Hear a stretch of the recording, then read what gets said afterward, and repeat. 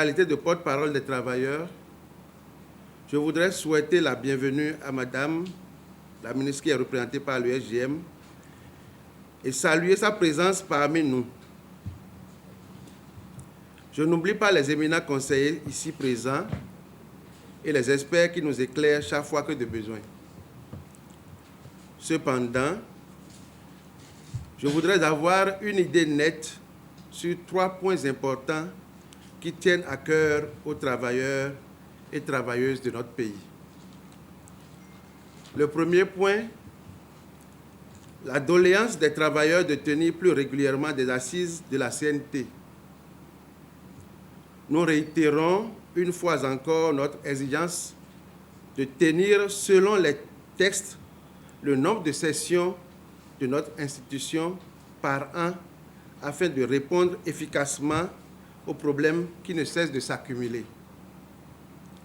Le deuxième point, le sort réservé au point 2 de l'ordre du jour de la session 2018 relatif à la hiérarchisation des salaires minima suite à la mise en application du décret numéro 2014/292 du 24 avril 2014 portant relèvement du SMIG. Plus de 5 ans que nous attendons l'aboutissement de ce dossier. Le troisième point, le nouveau relèvement du SMIG revendiqué par les travailleurs et renvoyé par notre dernière rencontre pour une étude affinée du tissu économique. L'invitation du général du travail en ce jour de la première session ordinaire du Conseil national du travail au titre de l'année 2019, je souhaite que la journée soit bonne pour tout un chacun et pour nous tous. Vous avez évoqué plusieurs préoccupations. D'ailleurs, la présente session sera consacrée, entre autres, à la stratégie à adopter en vue de la vulgarisation de la Convention numéro 102 sur la sécurité sociale que nous avons, disons, ratifiée. Il s'agit d'une question d'importance capitale.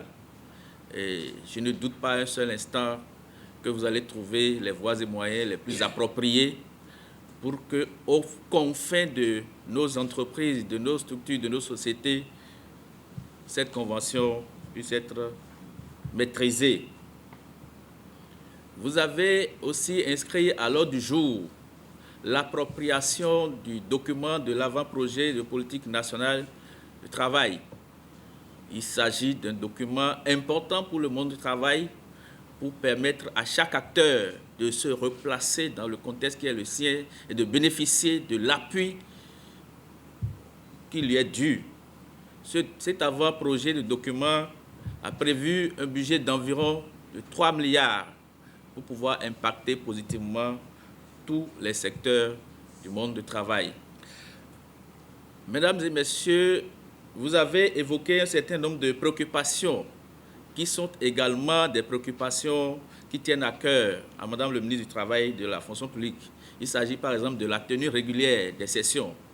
Dans ce cadre, des instructions fermes sont données à la Direction générale du travail pour veiller à la régularité des sessions du Conseil national du travail parce que ça permet de prévenir, disons, les crises. Ça permet de débattre tôt des questions préoccupantes à la fois du monde des travailleurs et du monde des employeurs pour pouvoir éviter ou entretenir un climat apaisé de travail. La question de la décoration des conseillers, il s'agit d'une question préoccupante également parce qu'il y a d'autres institutions telles que le comité consultatif paritaire de la fonction publique où les commissaires réclament, disons, la décoration. Ces questions sont en train d'être étudiées lentement mais sûrement pour trouver, disons, le moyen le plus approprié, susceptible de satisfaire à cette doléance. Je voudrais donc, au nom de Madame le ministre du Travail et de la fonction publique, vous inviter toujours à la patience pour qu'en temps opportun, la décision qui va arranger tout le monde puisse être prise.